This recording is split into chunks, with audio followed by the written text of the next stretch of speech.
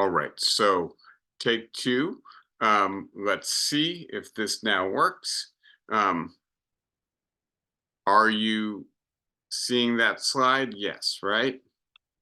And I think now we should all be able to do this. And I'm gonna get into the themes for today's lecture in just a moment.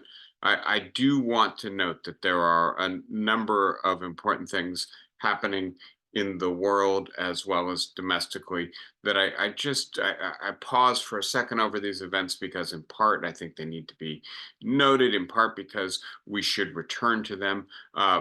Massive terrorist attack in Russia outside of Moscow. Yesterday, it appears the Islamic State is taking credit for or blame for having carried out this attack. It appears that approaching 150 Russians have died. And it appears that it is now I'm reading into it directly related to the Russian effort to prop up the Syrian regime during the Syrian civil war, the brutality with which both Russia and Assad conducted that campaign, the carpet bombing of Aleppo, but the massive civilian deaths, which are numbered in the hundreds of thousands in that campaign, which frankly dwarf anything we're seeing in either the Ukraine or Gaza, and that the brutality with which Vladimir Putin conducts himself certainly invites a brutal reaction. And unfortunately, of course, the concert goers in Moscow are certainly not directly responsible for Putin's brutality, but nevertheless, terrorist response rarely hits those who are responsible. And the result is that innocent Russians are dying in Moscow. Second thing, and I alluded to Gaza a moment ago, the situation in Gaza is becoming a more and more intolerable humanitarian crisis, more and more international condemnation of Benjamin Netanyahu and the way in which he is conducting the war, more and more concern about famine, starvation, the spread of disease, the immiseration of the Palestinian population in Gaza, and I just you obviously I don't know what if anything can be done about this. There's a growing rift between Netanyahu and Biden and the Democrats, a growing effort to capitalize on this from the part of Republicans. There is obviously the failed resolution at the United Nations yesterday, in which the U.S. tried to um, offer a resolution that coupled, on the one hand, a cessation of hostilities in order to allow humanitarian aid, which is desperately needed, with, on the other hand, the return of civilian hostages, which is obviously also absolutely required by international law and morality. And yet, China and Russia blocked that measure in the Security Council, and so it could never come to a vote. And the question here is, are we increasingly returning to Cold War footing, in which simply because a proposal emanates from the United States, it is going to be blocked by China or Russia, or because they see geopolitical advantages in not having this measure passed, they are going to block it despite the obvious urgency of the humanitarian situation. Pivoting to the domestic for a moment, obviously, again, just talking about what's going on in the news, but then drilling a little bit beneath the surface, the Congress just passed the budget for the coming fiscal year. Actually, the fiscal year we're in the middle of, this is months overdue. And the result is that government will not close down. I think that's the tip of the iceberg of this. I mean, there's a principle in the House of Representatives called the Hastert Rule, after Dennis Hastert, one of a long line of recent Republican speakers of the House. And the rule essentially says no legislation should be passed without support from the majority of the majority. Now, the Republican majority in the House is razor thin. It's literally maybe two, three people right now, about to be reduced to maybe one. And the result is that roughly a quarter of the members of the House, half of the half that is the majority, can block legislation under the Hastert rule because that quarter now constitutes the majority of the majority. And this was not adhered to by Mike Johnson. He got a minority of Republican votes, a majority of Democratic votes, and the result is that he got over the two-thirds threshold he needed to get this legislation passed, but he now faces uh, another internal revolt from the large number of conservative MAGA Republicans who would rather close the government down than not use the need to pass a budget as a threat, a cudgel to get their way on issues like immigration that they will not be able to get their way on absent either a willingness to engage in bipartisan negotiations, which they absolutely refuse, or having some leverage, some hostage that is large enough to motivate this. And ultimately, Mike Johnson did what seems to me to be the both sane, prudent, and strategic thing. The Republicans don't need to be responsible for having the government closed down in the middle of a national election cycle, and we will have to see how much of a political price he pays for this with his restive, almost ungovernable coalition. And again, I think the only thing he has going for him is that another speaker crisis in the House would potentially damage the Republican prospects for retaining control of the House, for regaining control of the Senate and the presidency in the middle of an election year.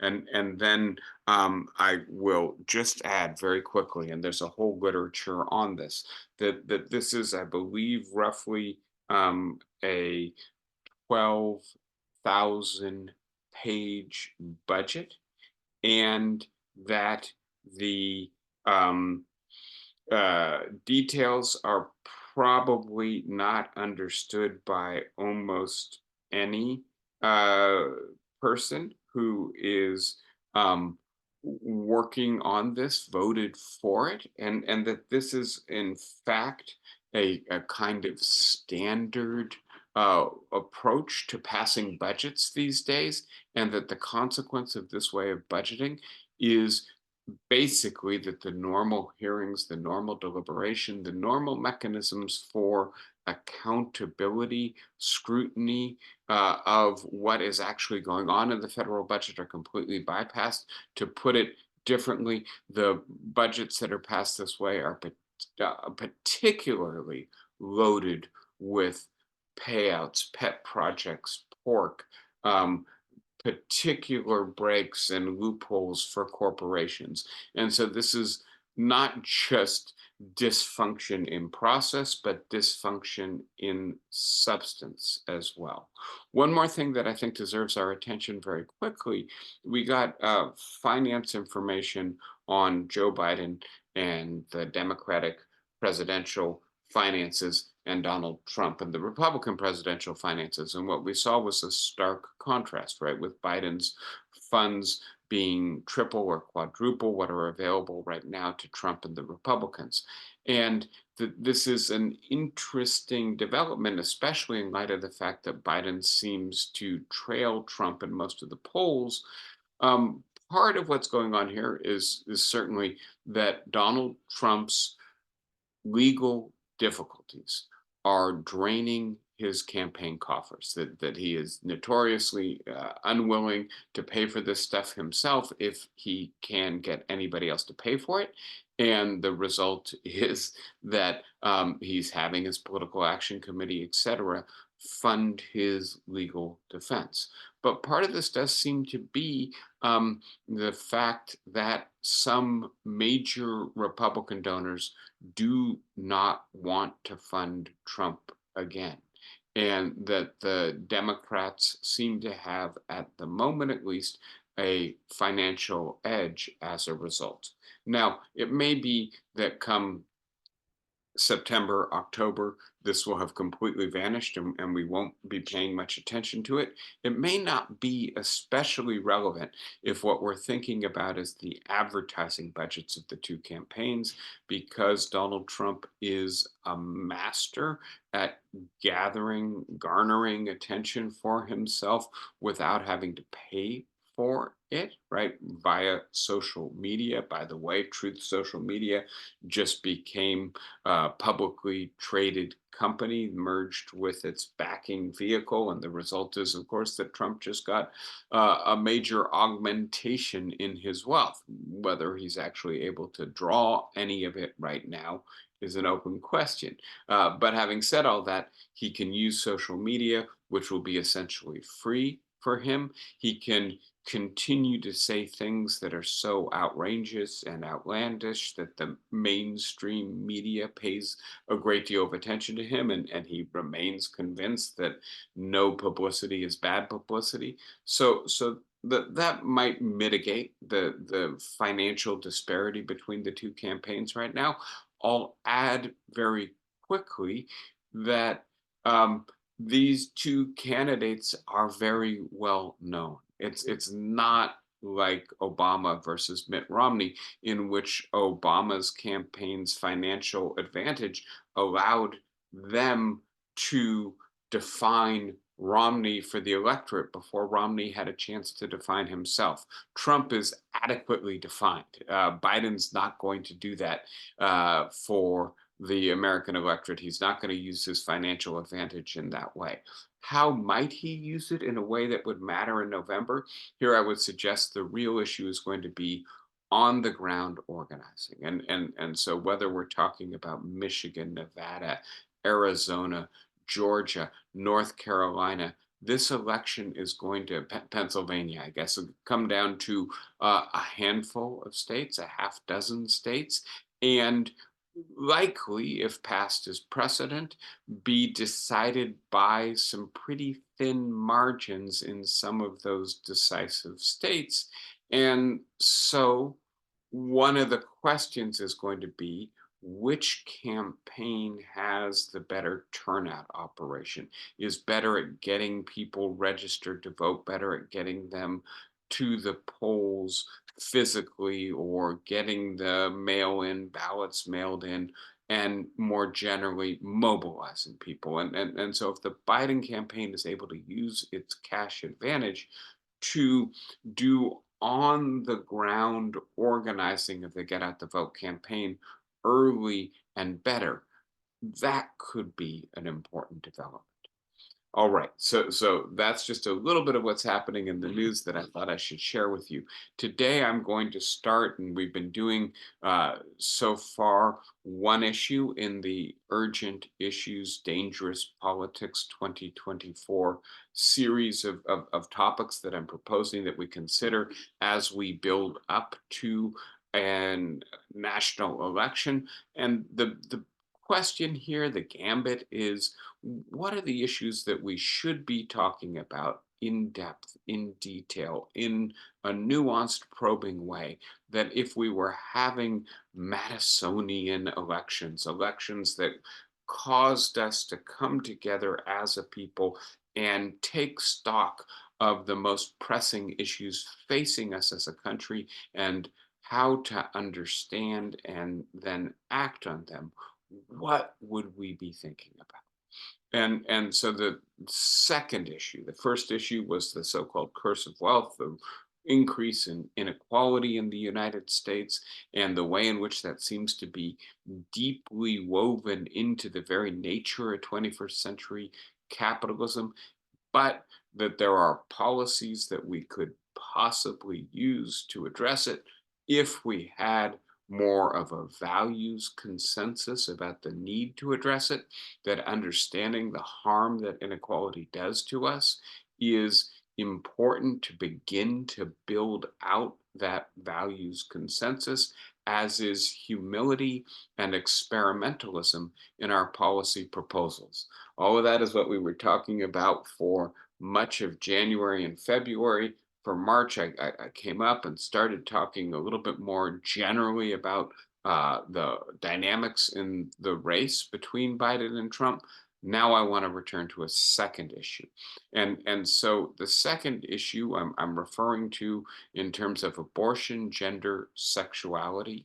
And so that's a cluster of issues that seem to me to be connected deeply by the question of whether or not we will attempt to reimpose traditional values on gender, sexuality, abortion. It seems that we are in the midst of a fairly dramatic value or culture shift that, among other things, that taken for granted roles, norms, and expectations to do with gender, sexuality, biology, reproduction are being deeply transformed by technology, but also by social movements and by cultural and political forces that seem to have acquired a kind of momentum of their own. So, will we embrace this transformation, or will we resist this transformation? Or who wants to embrace and who wants to resist, and who will have the upper hand? And then, by the way, if there are those who want to resist dramatic transformations in social roles, norms, morals, ethics, laws surrounding gender and sexuality, will they do so through the conventional instruments of legislation, or will they instead turn to the courts? And so those are the big issues that it seems to me that they're fraught, they're deep, they're significant, and complex, and that they deserve some of our attention, because of course the outcome of this election in 2024 may be decisive for the question of whether we are able to continue down the path we're on, the loosening of norms and regulation and disciplining of sex and sexuality, of gender and procreative capacities, or instead will we begin or continue a process of backlash and retrenchment, in which we move in a direction of trying to do by law what perhaps people will no longer do voluntarily or spontaneously: reproduce traditional roles, norms, morals, ethics. And so I have on the board a number of images for you to symbolize the stakes here. And I'll start with the candidates, and just to note how marked the transition is here, right? That Donald Trump's chief rival in this nominating process, not that she was a dramatic threat to him, but it's worthwhile noting that from a relatively crowded field of Republicans, the person who emerged as the last person standing to possibly present an alternative to Trump was, of course, a woman, and a woman of color, Nikki Haley, right? And that when we look at Joe Biden, he, of course, is paired with Kamala Harris and as his vice president. And so women have really emerged in leadership roles in politics in the most visible of ways. By the way, when we look at the current composition of the Supreme Court, as you can see, there are 4 women on the Supreme Court. When we look at the numbers of people graduating from high school, college, most professional schools, entering most high powered professions, what we see is that women outnumber men in each of those categories. And so, in some sense, we are in the middle of a striking transformation in gender roles and relations in the United States. It's visible in our most visible institutions. It's also visible in the dynamics of our families and our schools. And it seems all but irresistible, right? The forces driving this are not things that can be reversed by law. And yet to return to this court for a moment, right? And so not only does this court have four women on it, it has two African Americans and a Latina. It is facially, right, symbolically, the most diverse Supreme Court in the history of the United States, perhaps the most diverse institution in our federal government right now. And yet we know, right, that it is also perhaps the most conservative Supreme Court in the history of the United States. Certainly, you have to go back to the 1920s and 30s to find a court that would rival it. So, the most conservative court for a century. But I do think that the embrace of so called originalism, the idea that, or you could call this textualism if you prefer, that the Constitution, the provisions of the Constitution, the laws of the land have to be read according to what they meant to those who framed them, ratified them, passed them, or the generation that was immediately present when they were adopted, according to the understanding of the time.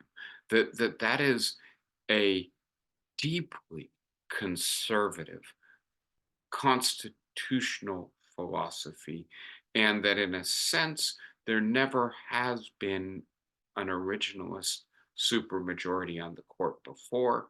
And especially if you juxtapose what that philosophy of construction and interpretation of the Constitution and the law means in juxtaposition with what's happening with our society, its rapid cultural and structural transformation, you begin to see the head on collision between the supermajority on the Supreme Court and the kinds of trends occurring in our society. And that leads me then to some other images, to the Supreme Court for the first time in its history being barricaded to keep away the protesters as the Dobbs decision was announced.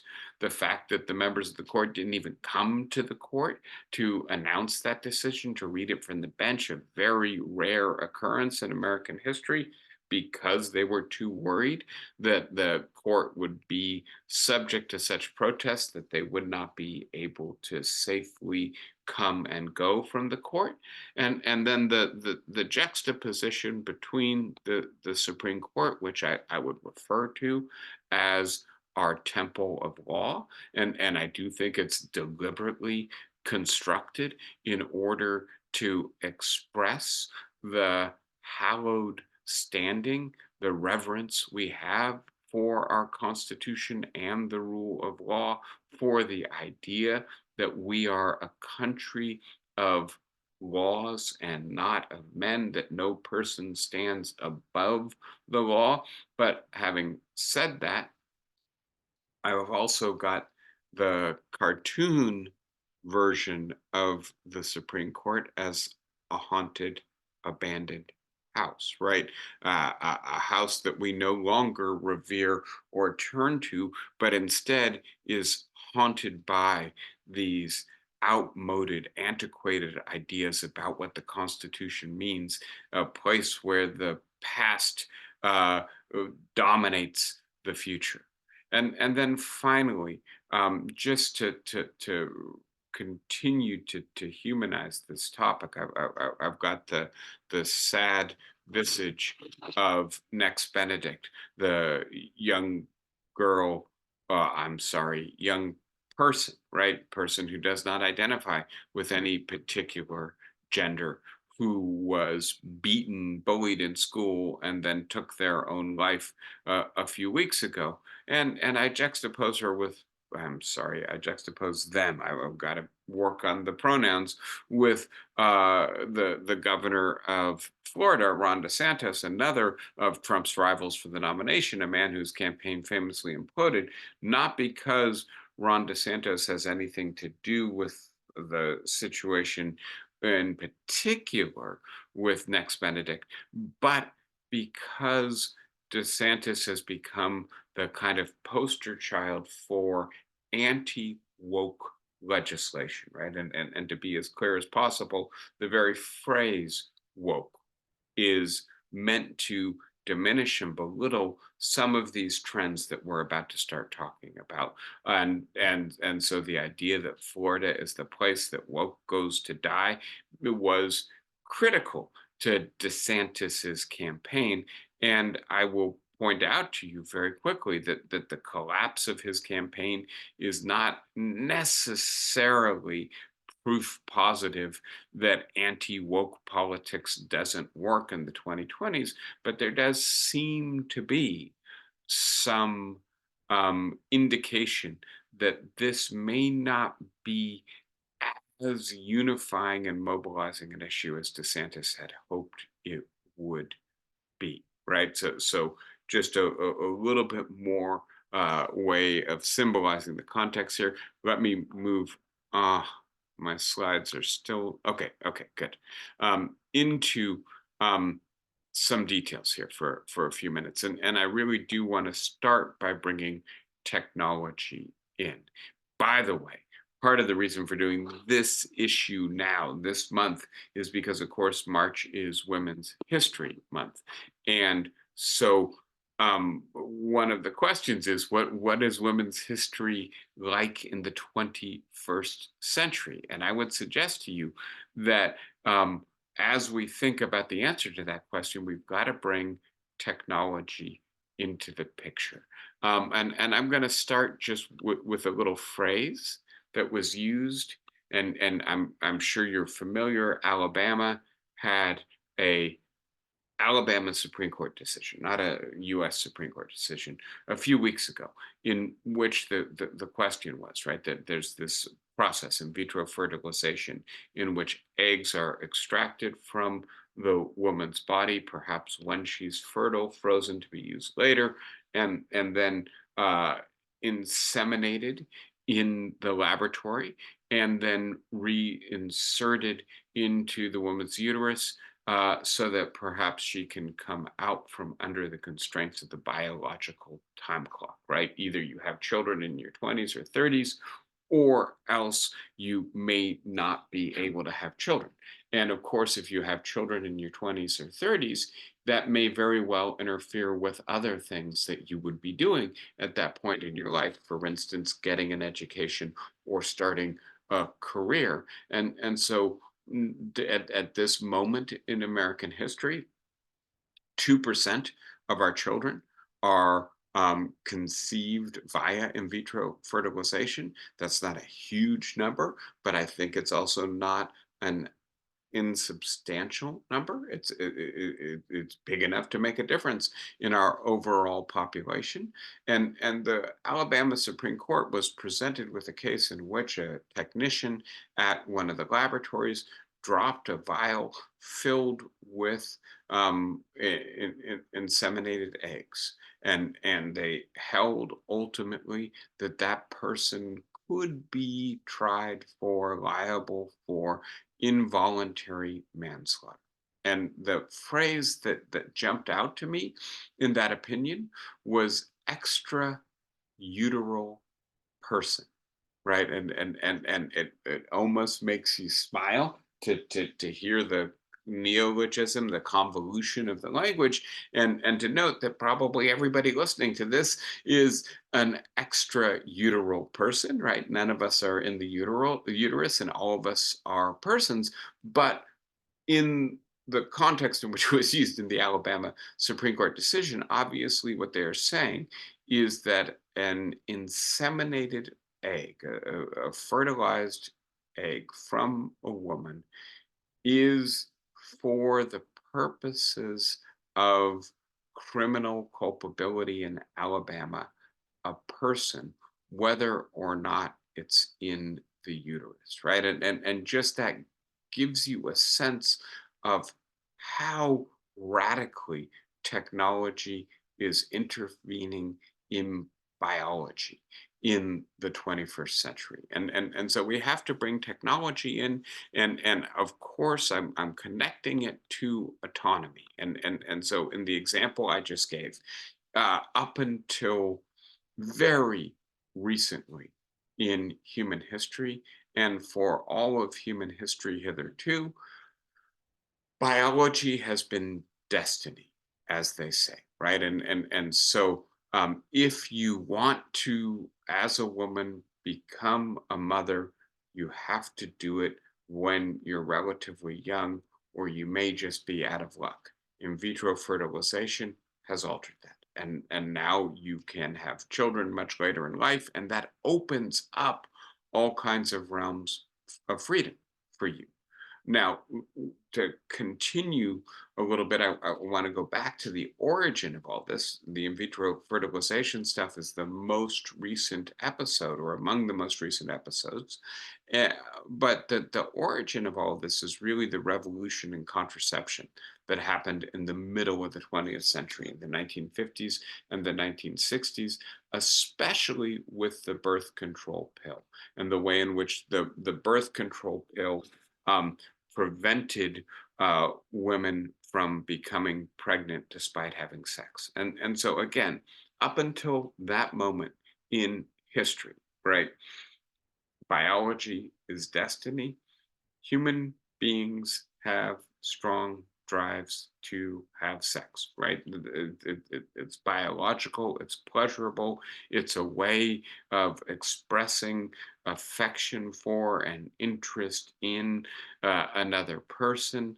And we could keep going, but all of that to say, many people have sex out of wedlock, have sex when they are young and perhaps not really ready or willing to become parents.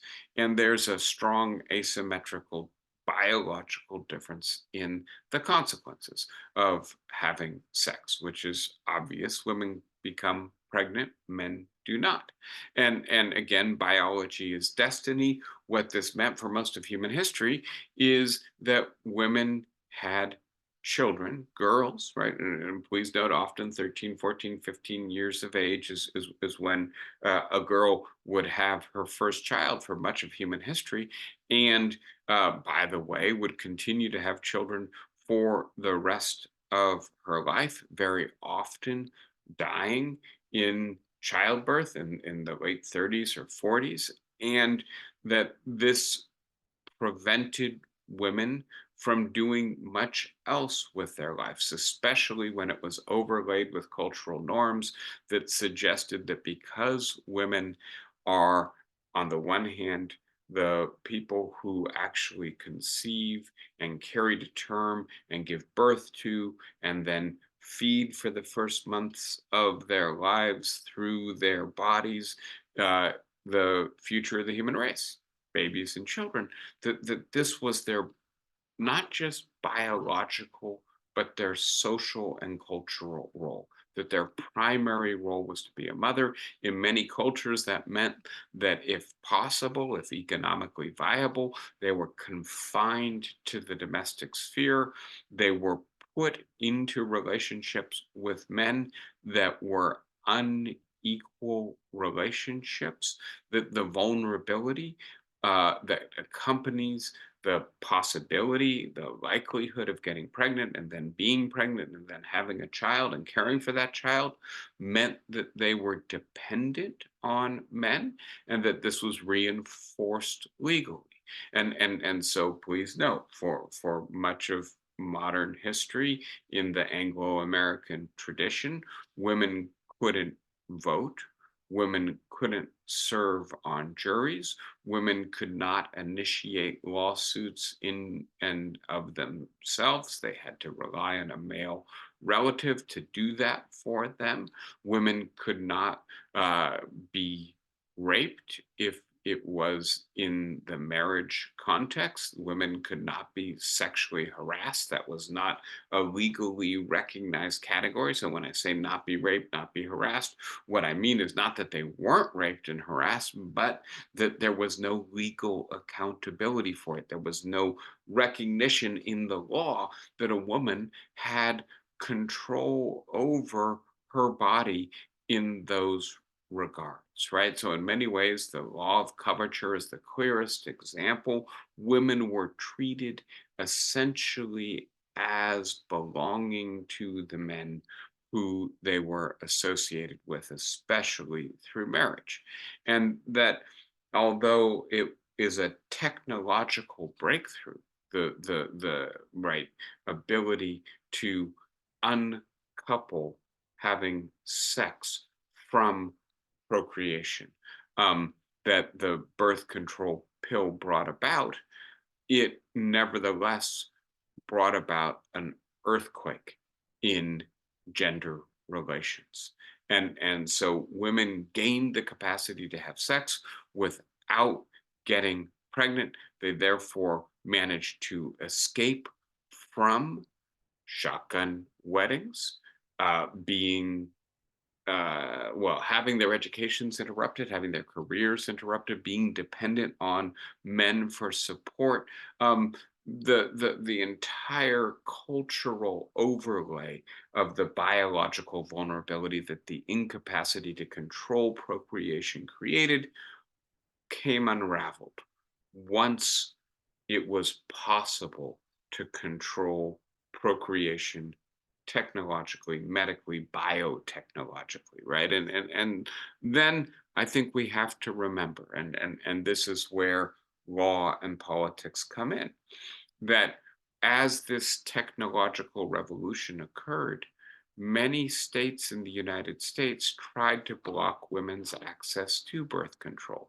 And so there's a famous Supreme Court decision from the early 1960s, Griswold v. Connecticut, in which the Supreme Court acknowledged that women had a constitutional right to access to contraception. And originally, this was only married women. Eventually, it became all women. And the doctrine, the basis for holding that women had this right is the idea that the Constitution implies a right to privacy. And I do think we need to drill down on this for a moment. If you have your pocket Constitution with you, you can look through and look for the right to privacy. You won't find it anywhere, certainly not a right to contraception. And so then the question is, on what basis did the court determine that there was a constitutional right to contraception for women? And the primary basis they did so on was this so-called right to privacy. The right to privacy, not contained explicitly in the Constitution, but the Warren Court, at the height of its uh, innovative approach, progressive approach to interpreting the Constitution, said, look, the Constitution does protect the right of conscience and religious freedom. It does prevent us from establishing a religion as an official state religion, or making people take oaths on the basis of a religion in order to serve in government. It does protect our homes against unreasonable searches. It protects our property against seizure without due process under the law, typically a warrant.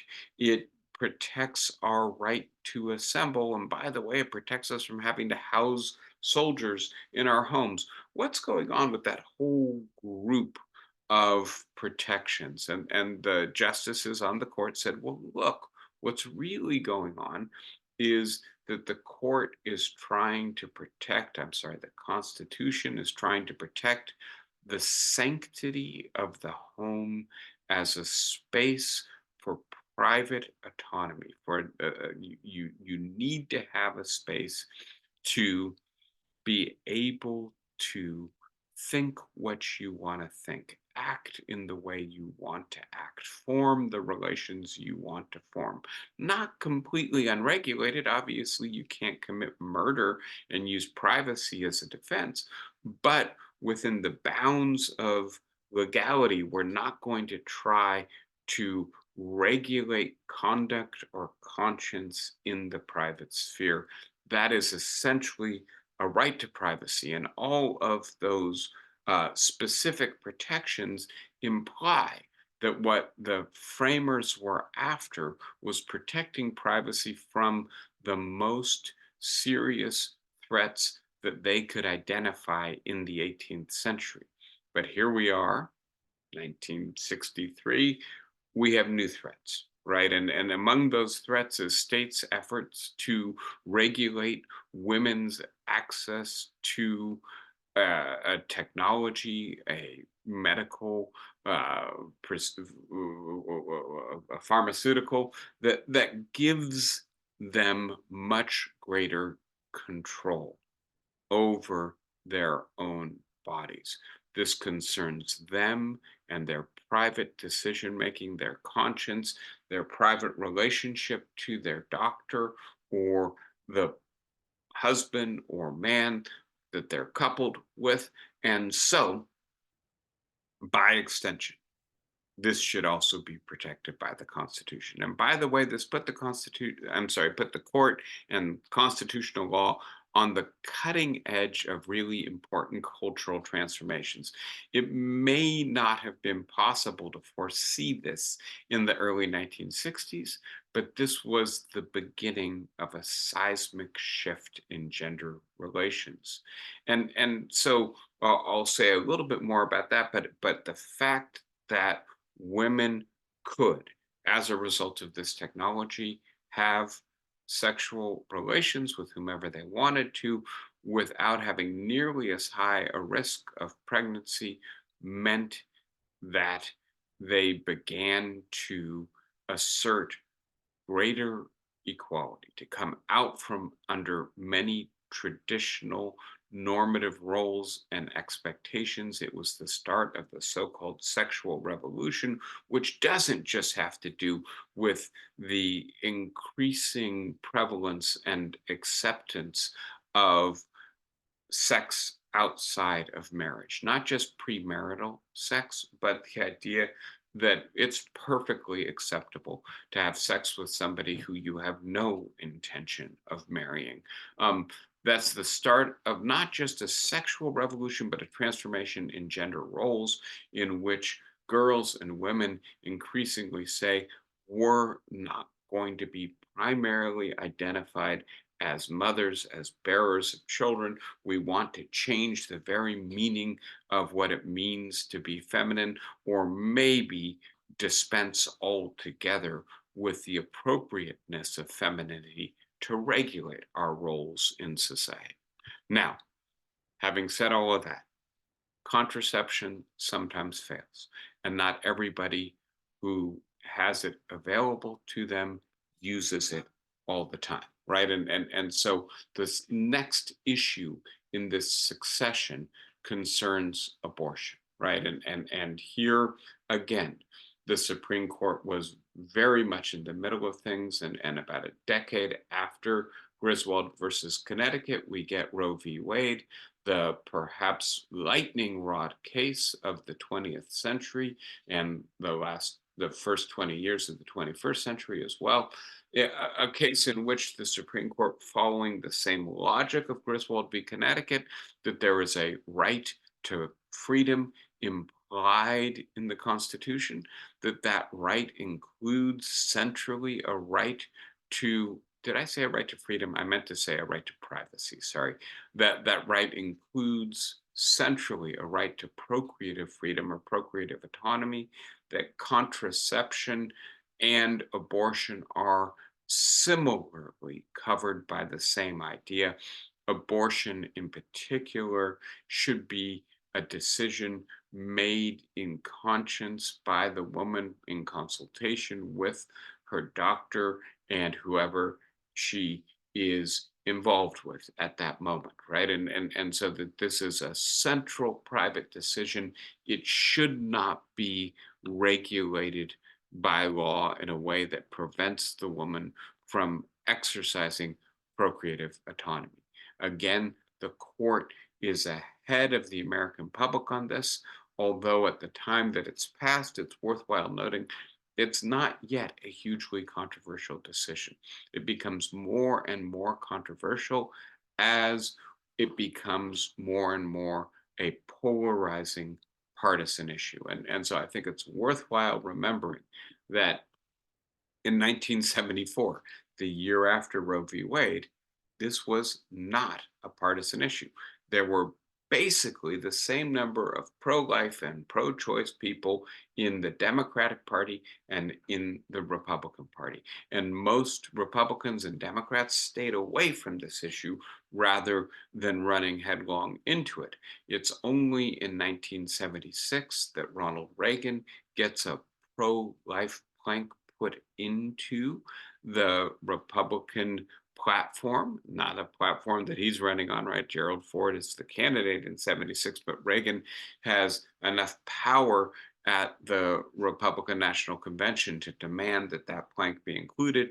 Then, of course, Reagan is the candidate and eventually the president, 1980, 1981. And there's growing attention now to the issue of abortion, and it becomes increasingly a partisan issue.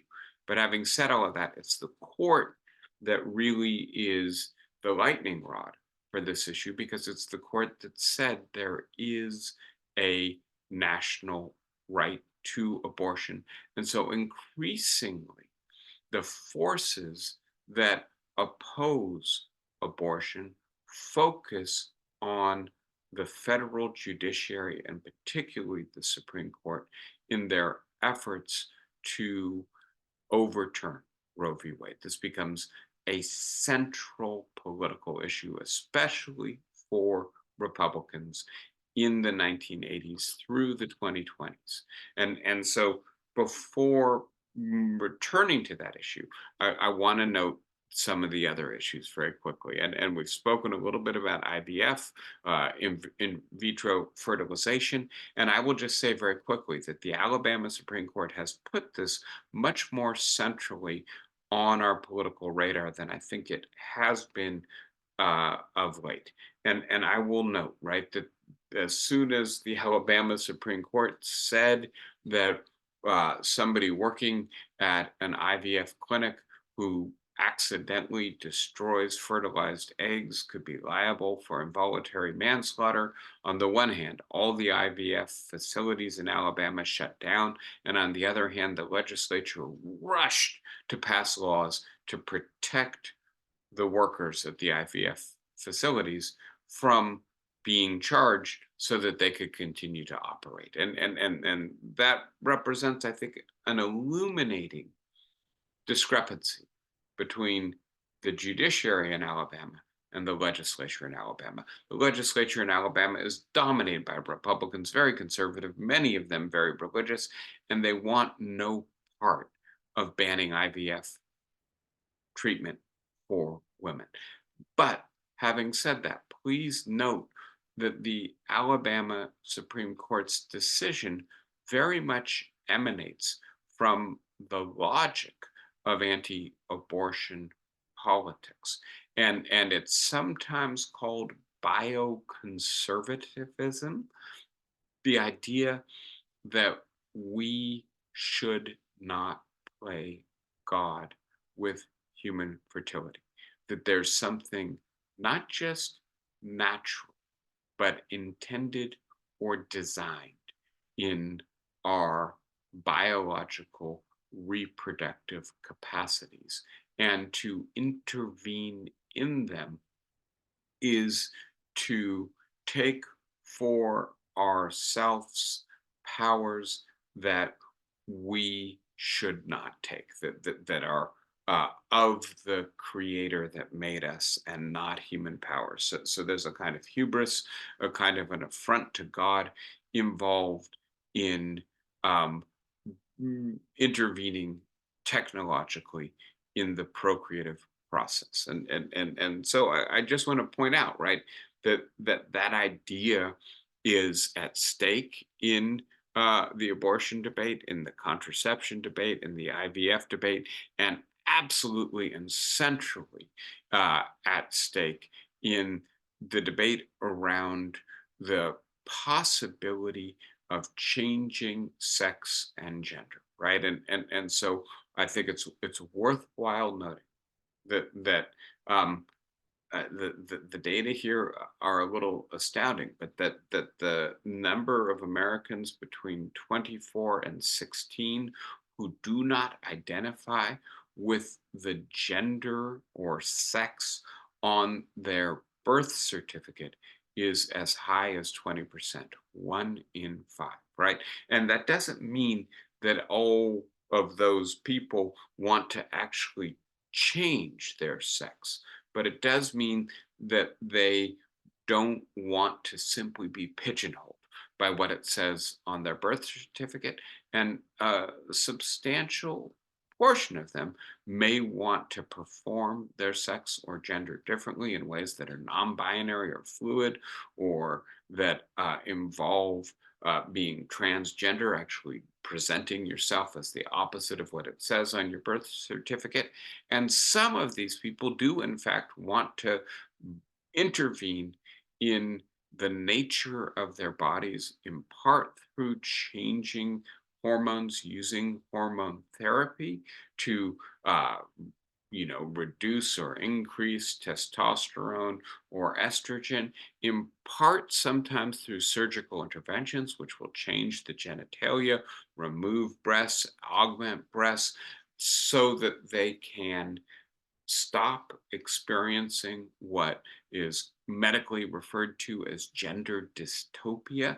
This is the sense that the body that you're in does not conform to the way in which you understand your sexual gender identity. And I want to be as clear as possible for this, because I know that these are new issues. Teaching at a college, I encounter this a fair bit. If you're not spending a lot of time with people who are 18 to 22, you may not encounter it as much. But let me just point out very quickly, one of the experiments I think is an interesting experiment would be to imagine for a day that everybody in your social orbit, if you're a woman, referred to you as a man, used male pronouns, and treated you in ways appropriate for someone who plays the male role, occupies the male identity in our society. How would that make you feel if people were saying he, him about you, or vice versa? If you're a male, if everybody categorized you, referred to you, treated you as female, and I suspect many of us would feel, quote, misrecognized, would feel slighted, would be upset, because we conceive of our gender identity in a certain way, and we want the people around us to recognize it and act appropriately accordingly. Um, the reason to run that little thought experiment is to recognize that there is a medically diagnosed condition, gender dystopia, of people who do not identify with the way their body has been categorized by society. They believe that they are miscategorized. And so every time that they're called she, or referred to as her, or treated as a female, it's an affront, it's an insult, it creates dissonance. And so these people are using hormone therapy, surgical interventions, to bring their bodies in accord with their self conceptions. This is not the place to go into brain sex and the development in utero, on the one hand, of the differences that typically separate male and female bodies, and on the other hand, the differences that seem to give rise to gender identity in the brain or the mind. But suffice it to say that this is not just a fad, that there seems to be real medical, biological, psychological reasons to believe that there is a subset of human beings who do not identify very well with the apparent sex of their bodies, and who are therefore very unhappy in the body, in the culture that assigns them gendered identity on the basis of their body. And we know that the suicide rates are much higher for children and young adults experiencing gender dystopia. Up until very recently, once again, biology was destiny, right? You just had to bear it, or maybe uh, exit life if you couldn't bear it. But there was no good option. Transvestitism, right? Dressing as if one is in the opposite gender has some potential, but it certainly does not address the fundamental issue. And so I know I'm out of time. I'm just going to point out very quickly that there's a bifurcated reaction to this, polar different reactions, right? For many women, for people who want to have children later or not have children at all, or who want to have careers or to be equal within the family or to be the primary breadwinner in their family, but who are biologically liable to having children. This has been a huge liberation, a fundamentally transformative change in gender roles. And most of the advocates of this would consider this to be a huge leap forward in equality, right? And something similar is true for those who do not want their sexual or gender identity to conform to standard binaries, or who want to live beyond or outside the bounds of traditional gender roles. So, for large swaths of the population, I want to say a clear majority, this has been liberating, and is really important to the emergence of what's sometimes called a post-traditional culture in our society, a society in which traditional religion, traditional norms, traditional identities and roles are no longer simply imposed on people because they've been that way since time immemorial. But I want to say also that for others, this has been deeply disconcerting and challenging.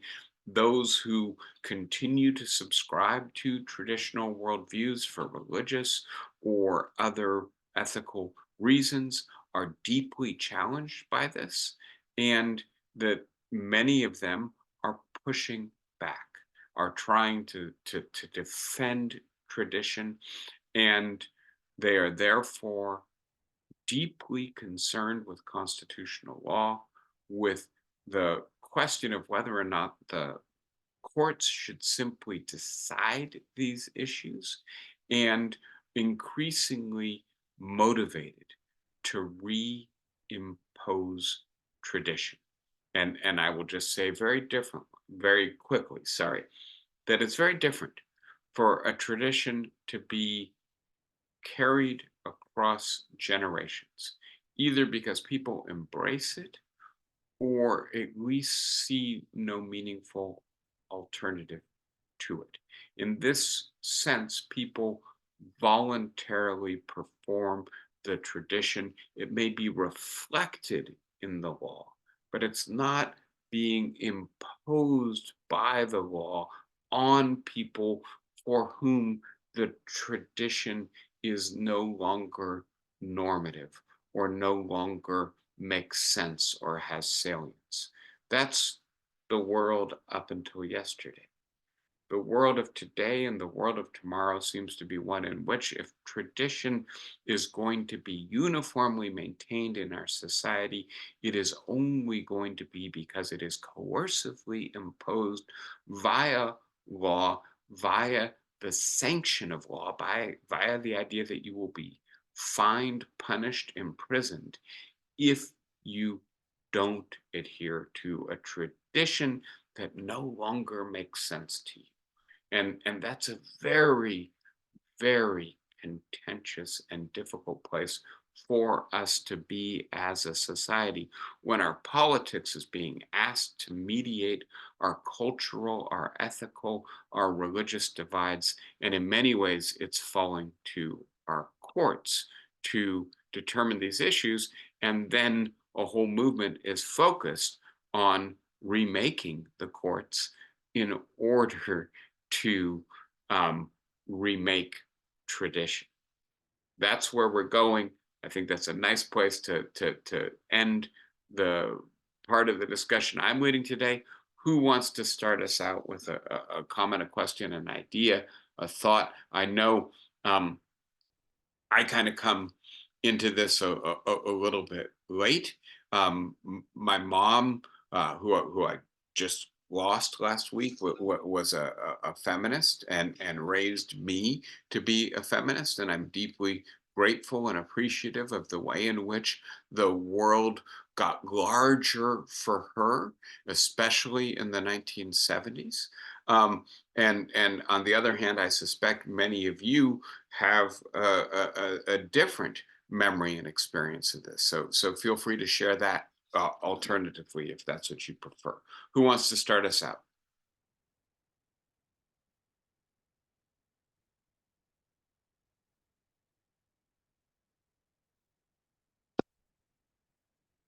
I can't tell. Renata, are you speaking to me? No. Okay. If you are, you have to unmute yourself because I can see that your mouth is moving, but I can't see you. Can't hear you. I'm sorry.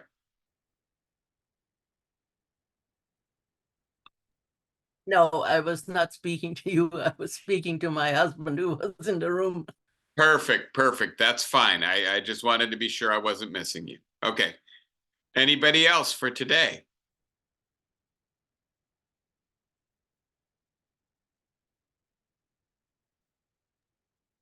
All right. Well, I'm not used to not hearing something from at least somebody, but if that's where we are, then we can leave it off for today. I'll give you one, David? Flossie. No, it's Sally Hendrickson. Oh, hi, Sally. Um, I'm so sorry to hear about your mother. Oh, thank That's difficult. Um, my question, David, was is there anything in history that we can look to give us any guidance as to where we're going or um, where we might with this dilemma? Yeah, great question. Thank you, Sally, and thank you also for the condolences. And I hope it shows I'm doing okay. It was a long time coming, and so it wasn't a surprise. Um, so so but I think major cultural, technological, and religious transformations often have this dimension to them, right? And so we move from being a primarily rural economy and civilization to being a primarily urban industrial economy and civilization. There's a lot of cultural consequences of going from being in a small community where everybody knows your parents and knows you to being in a large urban environment where most people are anonymous to each other, right? And so yes, we get the all kinds of cultural politics coming out of that, or the way in which Darwin and early 20th century ideas about evolution challenged religious ideas about creation. We could talk more about, for instance, the cultural transformation that occurs when a society goes from being a pretty uniformly uh, s- single religion society to being a multi-denominational society.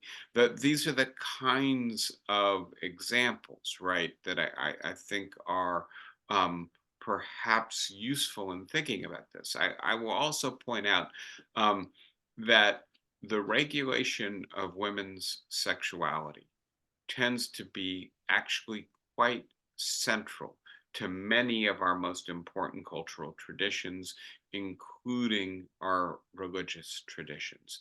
And so, although the move from a rural to an urban environment, the move from religious to a more biological understanding of evolution certainly caused cultural consternation and backlash. It may not be as centrally challenging as the way in which birth control, abortion, and technology that allows us to intervene fundamentally in reproduction, or the way in which our bodies, hormones, and chemistry dictate our identity and sexuality. That this may be, um, uh, in a sense, if not completely unprecedented, really very different and more extreme challenge to tradition. We combine that with developments in modern culture, which tend to be egalitarian, which tend to emphasize the autonomy of the individual, the freedom to create our own identities. And this is not just post traditional culture in the sense that we change our religions. We don't consider ourselves confined to marry people who are of the same faith. We do things that are different from what our parents do, but it's an environment in which it's harder and harder for traditional religious worldviews and traditional social roles to be reproduced over time. I think the anti-woke ideas that you just don't say gay, right? In school, for instance, don't teach anything that has positive role models for homosexuals in it.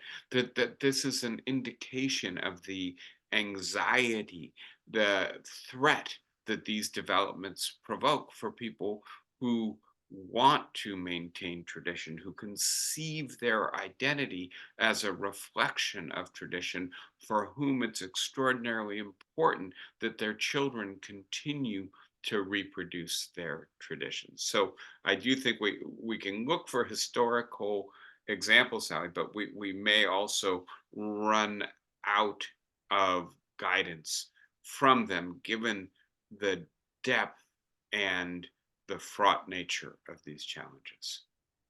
Mm, Thank you for the good question. Does that help, or did you want to come back on that? I don't know, maybe we have to become interplanetary before. Yeah, allow the post-traditional to go have their own world, or the traditional to have a colony somewhere. No, I don't think so. I think, one of the things we learned from human history is that the moment, or the period of transition is very difficult. But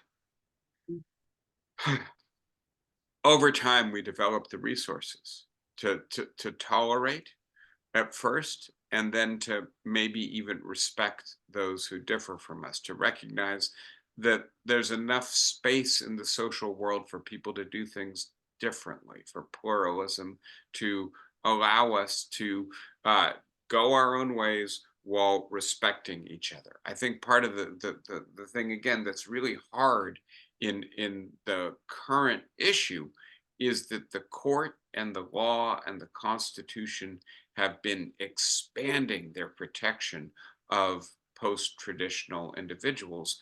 And that really pulls politics into it very aggressive. Mm, Anybody else? Thank you, Sally. I do appreciate it. thank you. My pleasure, as always. Flossie, are you saying something? You're still muted, Flossie.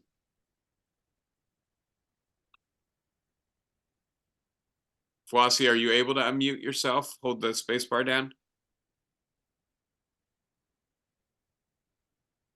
Flossie, I cannot hear you.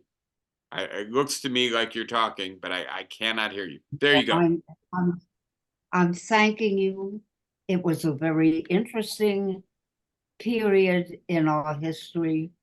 Some of us have trouble living through it, coming to grips with all the consequences of being free spirits and so forth. And your presentation was genuinely compassionate and interesting. Thank you. Thank you, Flossie. I appreciate your saying it. Thanks to everyone. It was challenging material today, but I feel the confidence that you guys are going to handle it with an open mind and with respect and courtesy. So, on that note, have great weeks. I'll look forward to continuing the conversation. There's a lot more to be said about this. We're just getting started. Take care and see everybody next week. Thank you guys. Take care. Thank you. My pleasure as always. Thank you.